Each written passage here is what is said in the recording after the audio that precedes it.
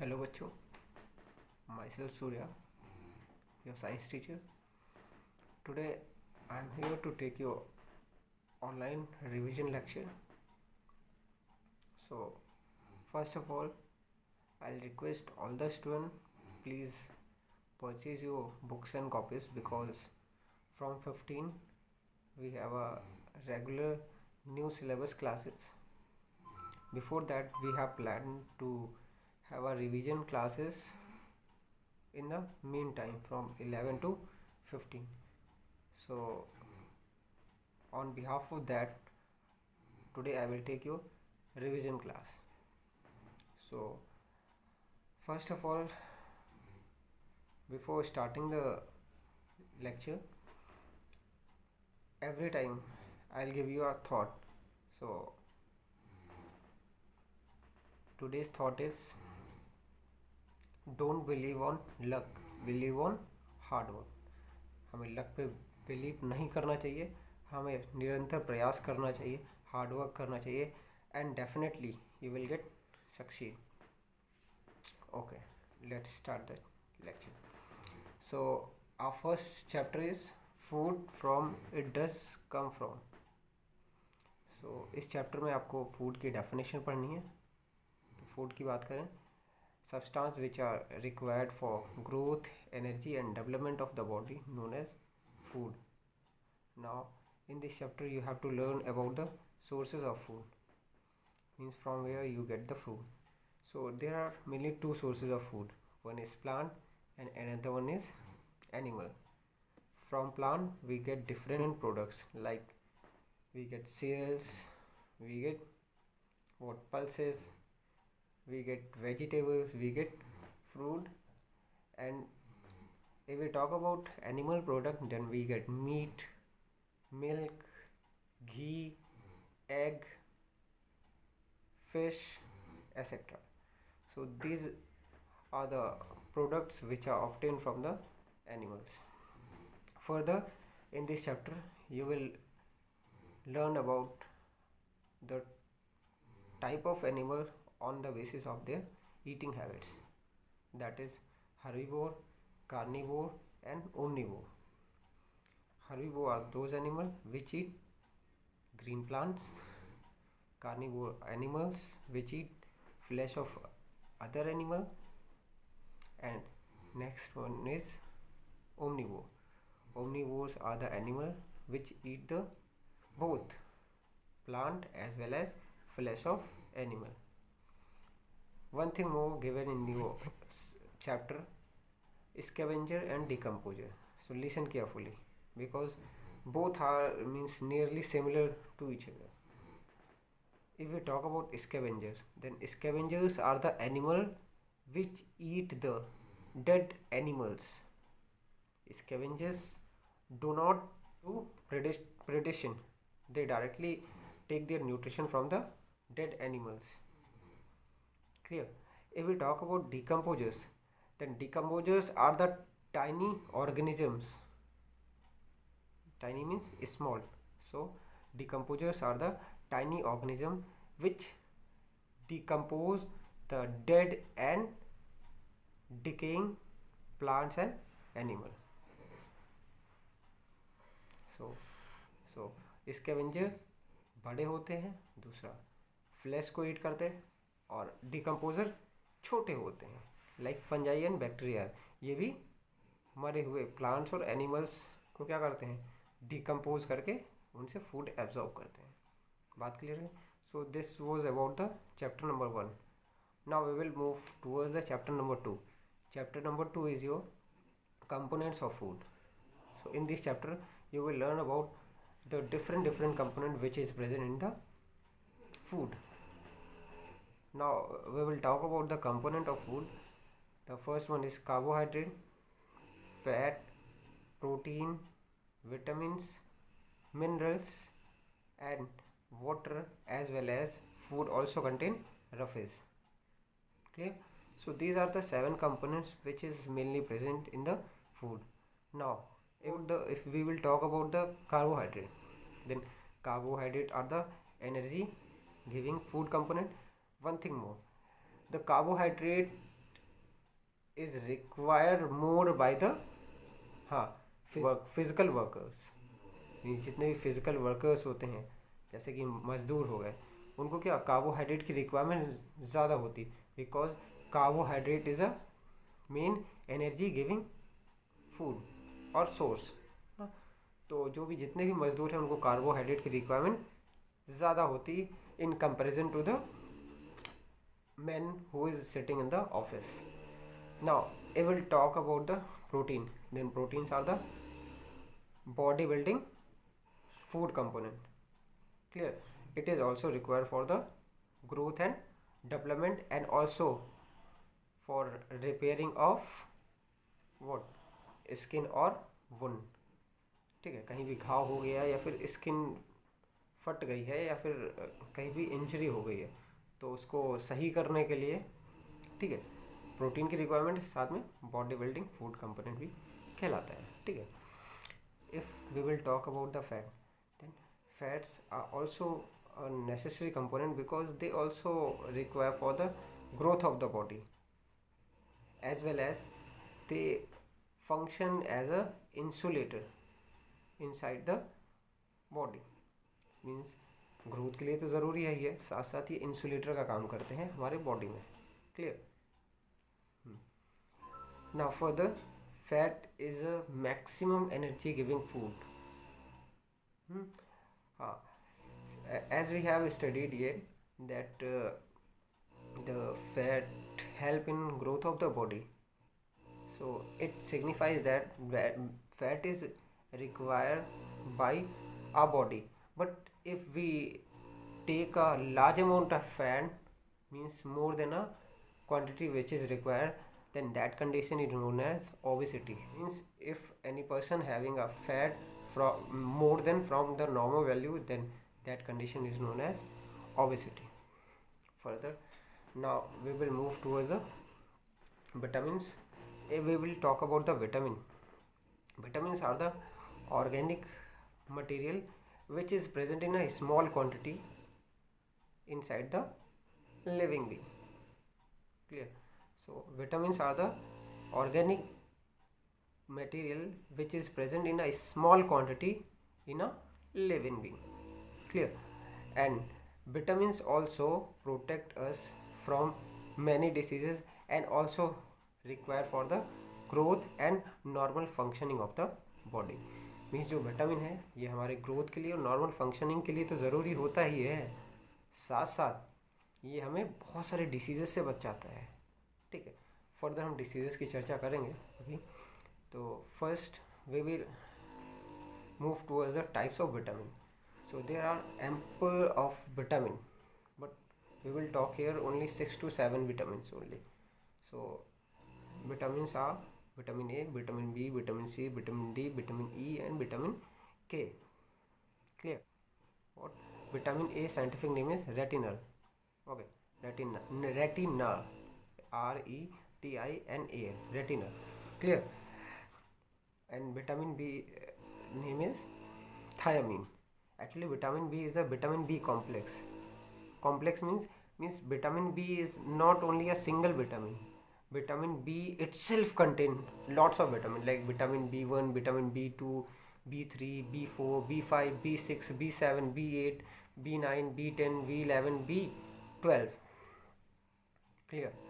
So vitamin B1's name is thiamine, vitamin B2 name is riboflavin, vitamin B3 name is niacin, vitamin B5 name is pantothenic acid, vitamin B6 name is pyridoxine, vitamin B7 name is biotin, vitamin B8 name is also biotin.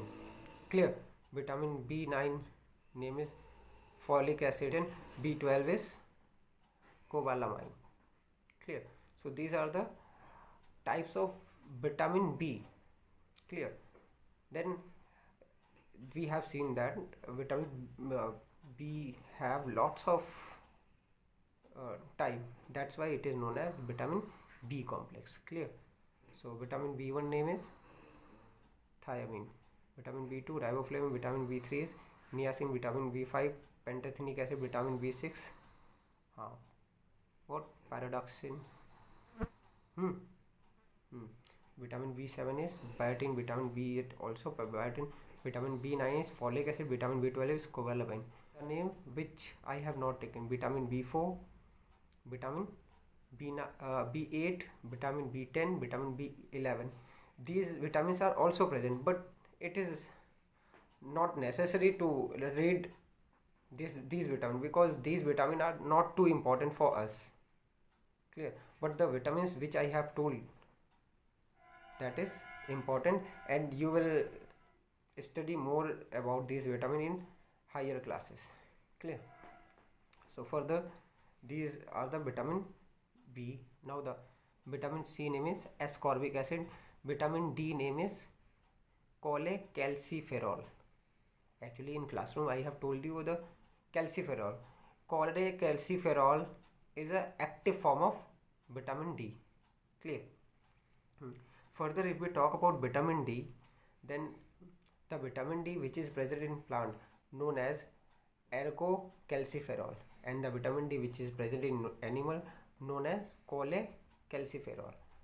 So vitamin D scientific name is cholecalciferol, but in some books it is given calciferol. Then you have to learn both the name, cholecalciferol and calciferol.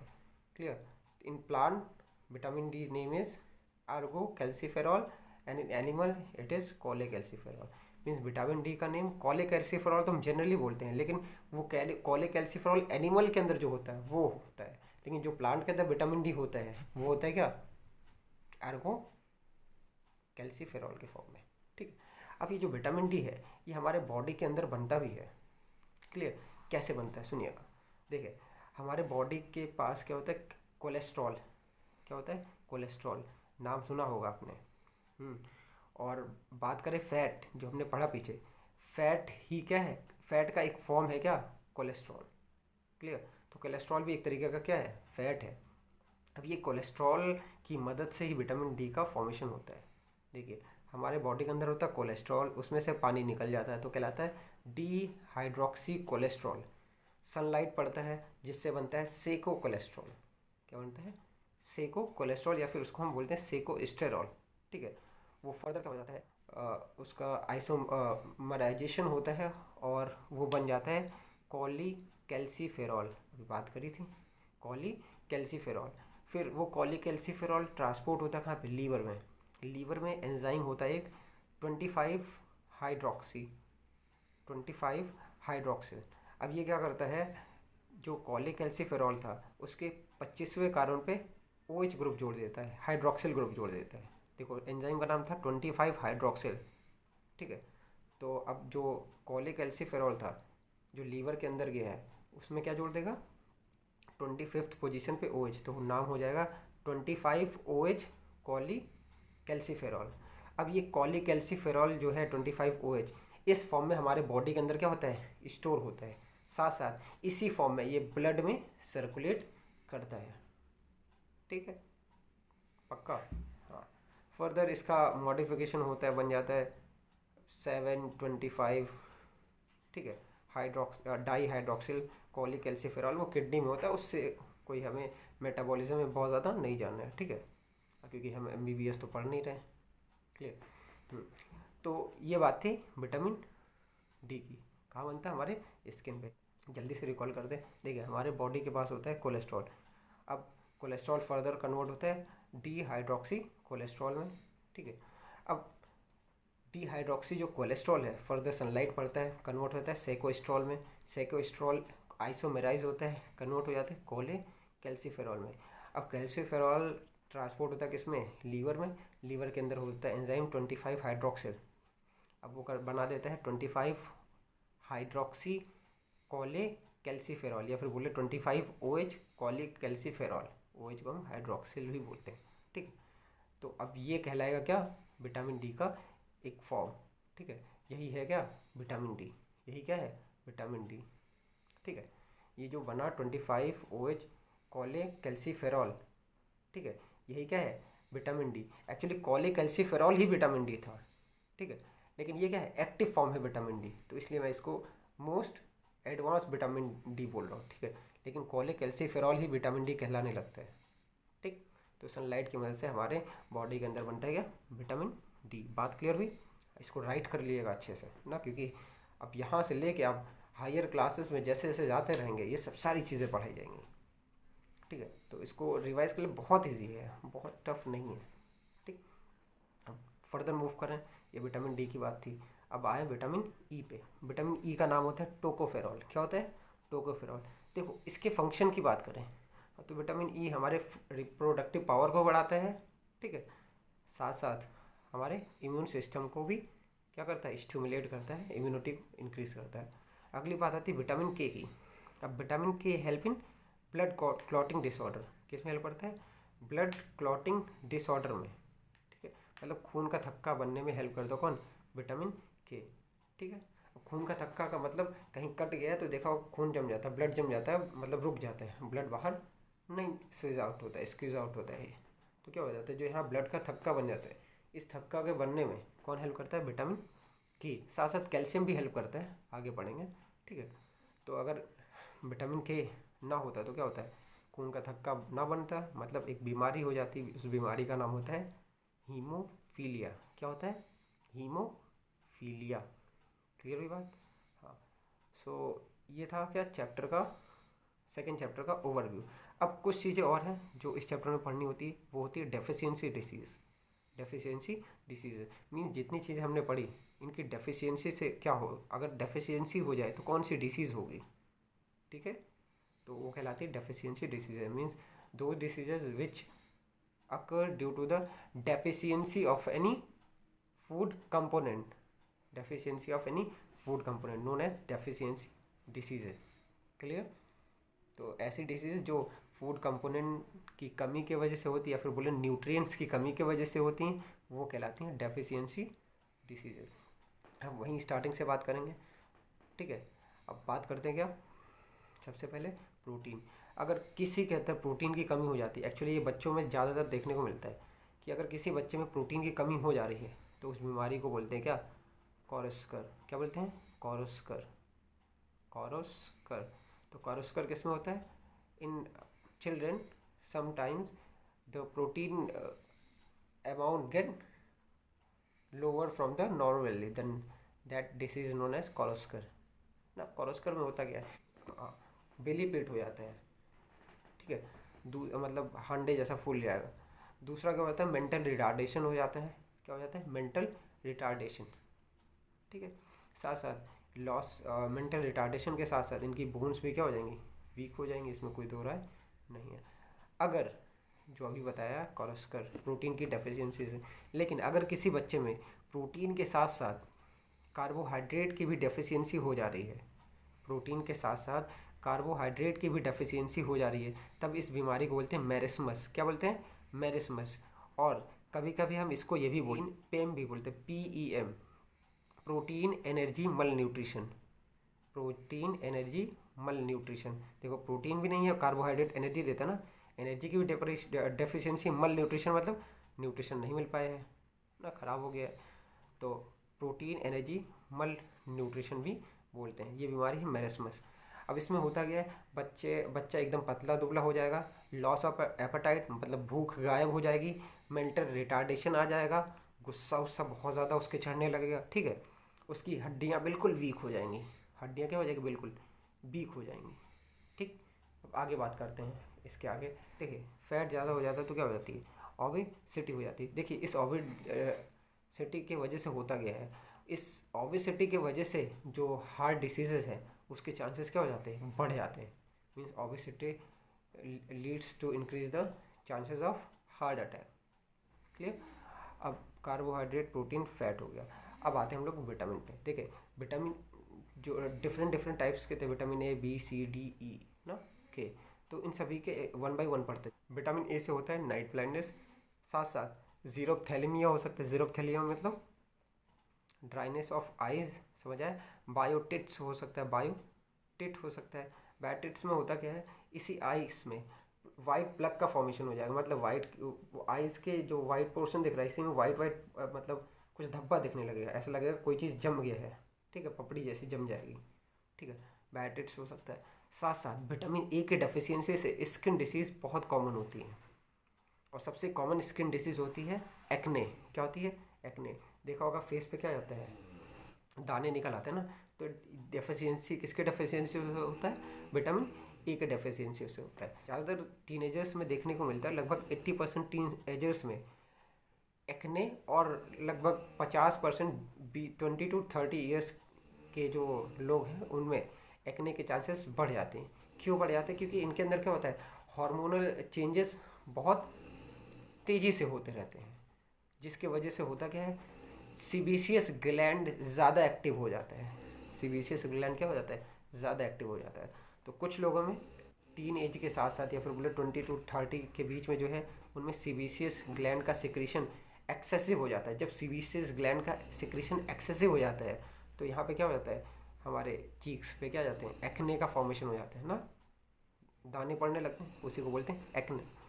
अब इसको सही कैसे करें? देखिए, इसको सही करने के लिए हमें रिक्वायरमेंट होती है विटामिन ए की। ठीक है, तो विटामिन ए रिच वाली चीज़ों को कंज्यूम करना चाहिए, जैसे कि आपका एग हो गया, एग का वो भी यॉक वाला पार्ट। ठीक है, मीट ले सकते हैं, मिल्क, इसके साथ साथ प्लांट्स में है तो सीरियल्स। ठीक है, और उसके साथ साथ जितने भी येलो पिगमेंट वाले फ्रूट्स हैं उनके अंदर होता है बीटा कैरोटीन। हमने पढ़ाया था जब एल्गी, जो भी फाउंडेशन क्लासेस पढ़े हैं एल्गी में, पढ़ाया था बीटा कैरोटीन। वो कैसा होता है? येलो कलर का पिगमेंट होता है। ठीक है, तो जितने भी येलो कलर के बोले तो फ्रूट्स हैं वो कैसे होते हैं? बीटा कैरोटीन रिच होते हैं। ठीक है, जैसे कि बात करें क्या, आपका पपाया। ठीक है, ये क्या है? येलो इस कलर का होता है। कैरेट, ठीक, और साथ साथ मैंगो। क्लियर? सो ये फ्रूट्स हैं क्या, जो कि रिच होते हैं विटामिन ए। साथ साथ ग्रीन लीव्स भी आपको विटामिन ए प्रोवाइड कराएगी। ठीक है, तो इन सभी चीज़ों का सेवन करने से आपका जो एक्ने है वो समहाउ सही हो जाता है। ठीक है, हाँ, एक वर्ड बोला जाता है, सुनिएगा, an apple keeps you away from the doctor. ये बोला जाता है कि एक एप्पल रोज खाओगे तो आपको वो डॉक्टर से दूर ले जाएगा। अब विटामिन ए से रिलेटेड भी एक सेंटेंस बोला जाता है, सुनिएगा। सेंटेंस है, 1 carrot a day keeps the ophthalmologist away. ठीक है, ऑप्थेल्मोलॉजिस्ट ऐसे डॉक्टर को बोलते हैं जो आइज़ की जांच करते हैं। ठीक है, तो अगर आप रोज़ 1 कैरेट खाएंगे तो क्या होगा कि आपको आइज़ के डॉक्टर से वो दूर रखेगा। ठीक है, मतलब आँखों की रोशनी या फिर बोले आँखों को नॉर्मलाइज किया रहेगा। ठीक, तो ये बात थी विटामिन ए की। विटामिन बी की बात करें तो बी कॉम्प्लेक्स होता है, बहुत सारी बीमारी होती है अलग, विटामिन B1 B2 B3, तो इतने डिटेल में नहीं जाएंगे, बस एक नाम याद रखेंगे, बेरी बेरी। क्या याद रखेंगे? Berry berry. साथ साथ विटामिन B12 से एनीमिया होता है, कोबालामाइन ना, फॉलिक एसिड जो है उससे भी एनीमिया होता है। तो विटामिन बी से बेरी बेरी और एनीमिया होगा। ठीक है, उसमें परनीसियस एनीमिया होता है। ठीक है, तो उतना डीप में नहीं जाना, बस याद रखो एनीमिया होता है और क्या होता है? बेरी बेरी होता है। ठीक, उसके बाद बात करें विटामिन सी की, तो इससे होता है स्कर्वी। क्या होता है? स्कर्वी। स्कर्वी क्या होता है? ब्लीडिंग गम। गम से क्या हो जाएगा? ब्लड निकलता रहेगा। ठीक है, अब बात करें विटामिन डी की। विटामिन डी से होता है रिकेट्स। क्या होता है? रिकेट्स।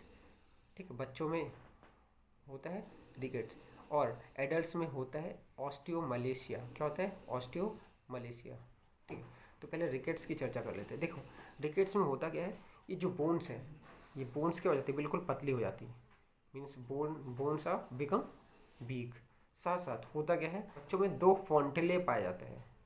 फॉन्टेली पाए जाता है। देखो, फॉन्टेली क्या है, देखा होगा बच्चों में, यहाँ पे इस जगह पे क्या होता है, ये लगातार चलता रहता है। ठीक है, और साथ साथ पीछे की तरफ टच करोगे, यहाँ पे भी मतलब ये लगातार मूव करता रहता है।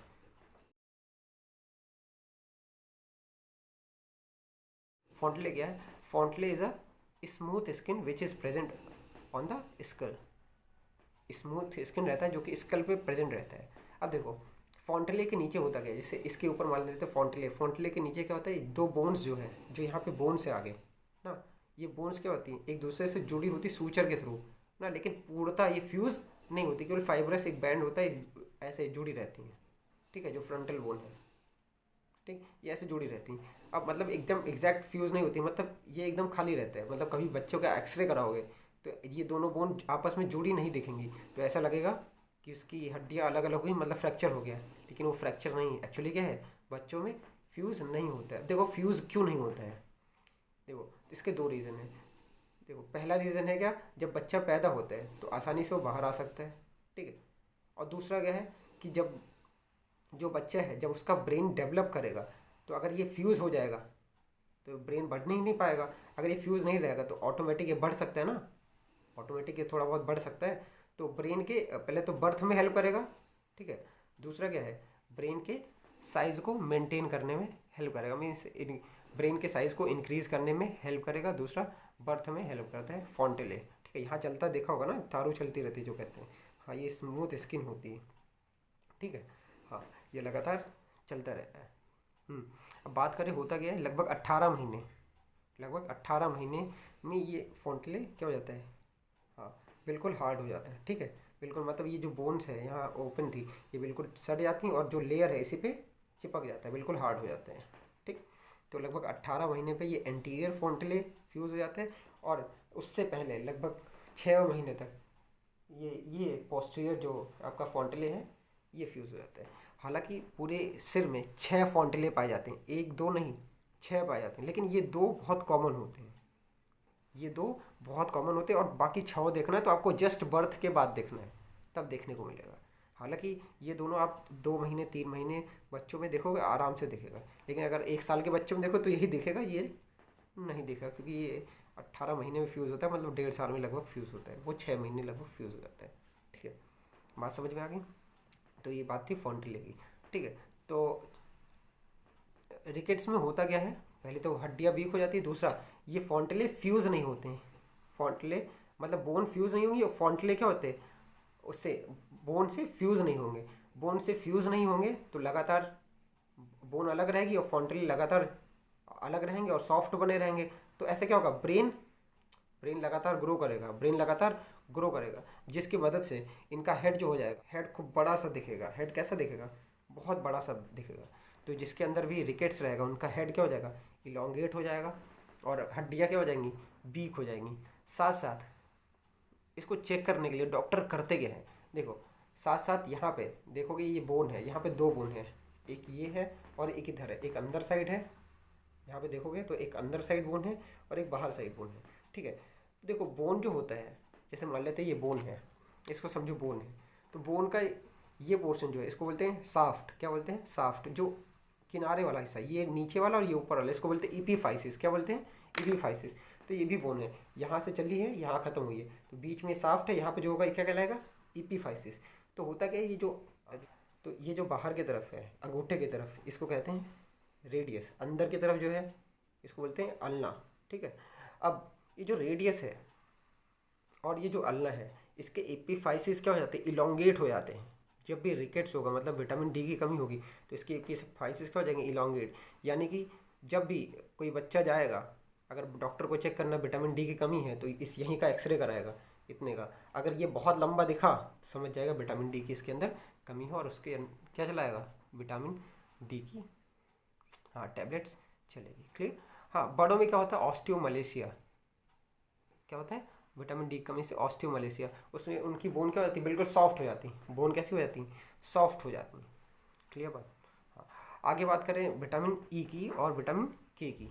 देखो विटामिन ई से मैंने बताया फर्टिलिटी लॉस हो जाती है, मतलब रिप्रोडक्शन नहीं कर पाएगा। दूसरा, इम्यून सिस्टम डाउन हो जाएगा। आजकल कोरोना वायरस चल रहा है, इम्यून सिस्टम का क्या बहुत बड़ा रोल है ना, लगातार हम इम्यून सिस्टम को मेंटेन कर रहे हैं। तो इम्यून सिस्टम को मेंटेन करने में विटामिन ई हेल्प करता है, और विटामिन सी भी हेल्प करता है। तो जितने भी खट्टे फल हैं वो खाओ, साथ साथ आप बादाम वादाम खाते रहो, जो विटामिन ई रिच होता है, वो भी आपके इम्यून सिस्टम को मेंटेन रखेगा, ठीक है। तो विटामिन ई की बात थी। अब विटामिन के की बात करें तो इससे होता है ब्लड क्लॉटिंग डिसऑर्डर, इसको हम बोलते हैं हीमोफीलिया। देखो अभी थोड़ी देर पहले मैंने बताया था, जब कभी कट जाता है तो खून का थक्का बन जाता है, ब्लड का क्लॉट बन जाता है। क्लॉट मतलब थक्का। तो अगर विटामिन के की डिफिशियंसी होगी, क्लॉट नहीं बनेगा, और क्लॉट नहीं बनेगा तो पूरा खून क्या हो जाएगा, बाहर निकलेगा। मतलब थक्का नहीं बनेगा तो अगर एक बार कट गया तो सारा खून कहाँ निकलेगा, बाहर स्क्यूज आउट करता रहेगा, मतलब निकलता ही रहेगा, निकलता रहेगा, तो मतलब रुकेगा नहीं, और रुकेगा नहीं तो पूरा अगर ब्लड निकल गया तो सोचो क्या हालत होगी। हाँ, शॉक लग जाएगा ना, और शॉक की वजह से आपकी जान भी जा सकती है। क्लियर। तो इसी शॉक को बचाने के लिए विटामिन के आता है और यहाँ पे थक्का बनाता है और ब्लड के लेवल को मेंटेन किया रहता है। लेकिन अगर किसी ऑर्गेनिज्म के अंदर विटामिन के की कमी हो गई तब तो खून बाहर निकलेगा लगातार, ठीक है। हाँ, खून लगातार बाहर निकलेगा और उससे ब्लड क्लॉटिंग डिसऑर्डर हो जाएगा। क्या हो जाएगा? Blood clotting disorder. और इस ब्लड क्लॉटिंग डिसऑर्डर वाले डिसीज़ को हम हीमोफीलिया भी बोलते हैं। क्या बोलते हैं? हीमोफीलिया। अब बात करें हीमोफीलिया की, अब नाम ले लिया तो डिस्कस कर लेते। देखो, हीमोफीलिया जो है इसको हम रॉयल डिसीज़ भी बोलते हैं। हीमोफीलिया जो है इसको हम रॉयल डिसीज़ भी बोलते हैं। क्यों बोलते हैं? देखो, ये स्टार्ट हुआ था क्वीन विक्टोरिया के फैमिली से, रॉयल फैमिली थी, इसलिए हम रॉयल डिसीज़ भी कहते हैं। सो ये विटामिन्स की बात थी। अब बात करते हैं मिनरल की। देखो, कुछ मिनरल हैं जो बहुत ज़्यादा क्वांटिटी में रिक्वायर होते हैं, कुछ मिनरल हैं जो कम क्वांटिटी में रिक्वायर होते हैं। जो मिनरल ज़्यादा क्वांटिटी में रिक्वायर होते हैं उसे बोलते हैं मैक्रो मिनरल्स, और जो मिनरल कम क्वांटिटी में रिक्वायर होते हैं उन्हें बोलते हैं micro mineral. So those mineral which are require in larger in quantity known as macro mineral, and those mineral which are require in traces और in small quantity known as micro mineral. Micro mineral की बात करें, आपका zinc हो गया, ठीक है, sodium हो गया, और क्या हो गया आपका आयरन हो गया, ये क्या है? माइक्रो मिनरल, ठीक है। मैक्रो मिनरल की बात करें तो आपका हो गया क्या? कैल्शियम हो गया, ठीक है, मैग्नीशियम हो गया, ये सब क्या है? Macro mineral. क्लियर। अब सबके फंक्शन बात कर लेते हैं। देखो, कैल्शियम जो है आपको मैक्सिमम मिल्क से मिलेगा, ग्रीन वेजिटेबल से मिलेगा, ठीक है। हाँ, अब जो कैल्शियम है अगर इसकी डेफिशिएंसी हो जाए तो क्या होगा? देखो, कैल्शियम की अगर डेफिशिएंसी हो गई तो आपकी बोन्स क्या हो जाएंगी? वीक हो जाएंगी। आपकी बोन्स क्या हो जाएंगी? वीक। तो कैल्शियम का दो रोल होता है, पहले तो बोन में कैल्शियम ही डिपॉजिट होता है। दूसरा, ये जो ब्लड क्लॉटिंग डिसऑर्डर था इसमें भी कैल्शियम का रोल होता है। विटामिन के का तो होता है, कैल्शियम का भी होता है। यानी कि in deficiency of calcium it leads to a weakening of bone and also it may causes the blood clotting disorder. Clear. ये कैल्शियम की बात थी। अगला आयोडीन की बात करें। देखो, आयोडीन की बात करें तो उसके डेफिशिएंसी से होता है ग्वेटर। क्या होता है? ग्वेटर, घेंगा हो सकता है, ठीक है। अब आयोडीन का सोर्स क्या होता है इसकी बात कर लेते हैं। तो आयोडीन का सोर्स पहले तो सिंपल सॉल्ट है, दूसरा आप वेजिटेबल से भी मिलते हैं, ठीक। अब आयरन की बात कर लेते हैं। तो आयरन कहाँ कहाँ से मिलेगा? देखो, आयरन आपको सीरियल से मिलेगा, पल्सेस से मिलेगा ना, आपको फिश से मिलेगा ना। उसके साथ साथ अगर आपको मैक्सिमम अमाउंट में आयरन चाहिए ना, तो उसके लिए आप गुड़ का इस्तेमाल कर सकते हैं, जौगरी का इस्तेमाल कर सकते हैं। गुड़, उसमें आयरन की मात्रा भी बढ़िया होती है, ठीक है। इसके साथ साथ आप ग्रीन वेजिटेबल्स भी ले सकते हैं आयरन के लिए, ठीक, आयरन रिच होता है। अब बात करते हैं आयरन की डेफिशिएंसी से कौन सा डिसीज़ होता है। वो डिसीज़ होता है एनीमिया। क्या होता है? एनीमिया, ठीक है। अब एनीमिया की बात करें तो ये कहलाता है आयरन डेफिशिएंसी डिसीज़, ठीक है। अब एनीमिया की बात करें तो एनीमिया का मतलब होता है decrease in count of RBC. Anaemia में आरबीसी का काउंट कम हो जाता है, आरबीसी का नंबर कम हो जाता है। अब मैंने बताया था RBC red blood cell, red दिखती किसकी वजह से? हीमोग्लोबिन की वजह से। हीमोग्लोबिन के अंदर क्या होता है? आयरन। अब सोचो, आयरन की अगर कमी हो गई तो हीमोग्लोबिन कम बनेगा, हीमोग्लोबिन कम बनेगा क्योंकि हीमोग्लोबिन आरबीसी के अंदर होता है, तो आरबीसी भी क्या हो जाएगा? कम। तो आयरन कमी से होता है एनीमिया, ठीक है। तो ये आयरन की बात। न्यूट्रिएंट की बात करें, मैग्नीशियम की, तो मैग्नीशियम की बात करें तो ये मसल्स और नर्व्स को मीन्स नॉर्मल रखने में हेल्प करता है, ठीक है। अगर मैग्नीशियम की कमी हो जाए तो हमारी मसल्स जो हैं बहुत ज़्यादा वीक हो जाएंगी, साथ साथ हमारी जो नर्व्स हैं वो भी डिजनरेट हो सकती हैं, वो भी डिजनरेट हो सकती। क्यों? देखें, मैग्नीशियम जो है ये एटीपी का फॉर्मेशन करता है। मैग्नीशियम ही हेल्प करता है किसमें? एटीपी फॉर्मेशन में।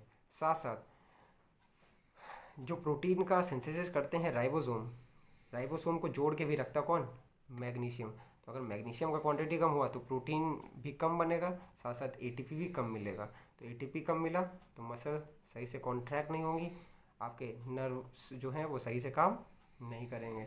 सही से काम नहीं करेंगे तो डिजनरेट धीरे धीरे हो ही जाएंगे, ख़त्म हो जाएंगे। क्लियर हुई बात।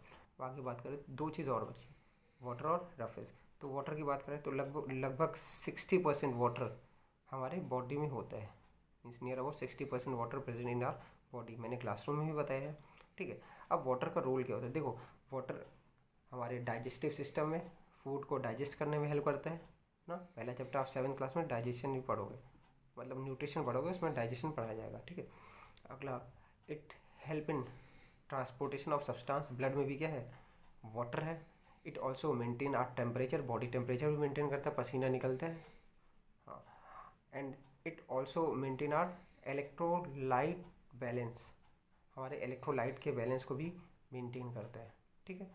तो बात करें वाटर के फंक्शन की, तो डाइजेशन में हेल्प करेगा, ट्रांसपोर्टेशन में हेल्प करेगा क्योंकि ब्लड में होता है।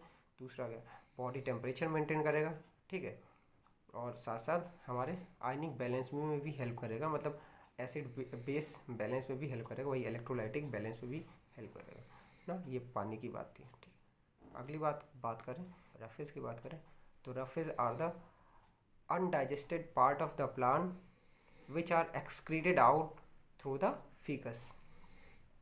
अब रफेज जो है ये क्या है, अनडाइजेस्टेड फूड होता है ना, जो कि हमारे बॉडी के अंदर एब्जॉर्ब नहीं होता। अब रफेज जो है ये अनडाइजेस्टेड पार्ट होता है किसका, फूड का, ये हमारे बॉडी के अंदर डाइजेस्ट नहीं होता है, ठीक है।